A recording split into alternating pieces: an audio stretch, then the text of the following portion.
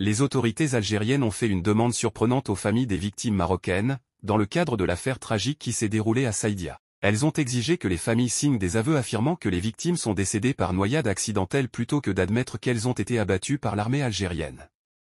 Cette demande a profondément choqué les familles marocaines, qui sont confrontées à une situation délicate. Les autorités algériennes souhaitent obtenir un document affirmant que les deux victimes ont péri lors d'une banale noyade en mer, à bord d'un jet-ski, et qu'elles n'ont pas été touchées par les tirs des gardes-côtes algériens, comme le prétend la version officielle algérienne. Par ailleurs, l'Algérie maintient toujours le corps d'un jeune Marocain, qui était également citoyen français et qui a été tué lors de la fusillade contre des touristes marocains à Saïdia.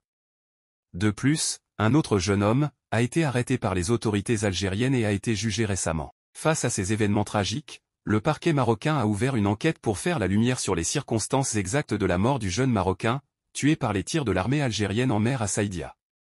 La découverte de son corps a été un élément déclencheur de cette enquête. Dans le même temps, le ministère français des Affaires étrangères a publié un communiqué confirmant qu'un de ses citoyens a été tué et qu'un autre a été arrêté en Algérie lors de cet événement impliquant plusieurs ressortissants français.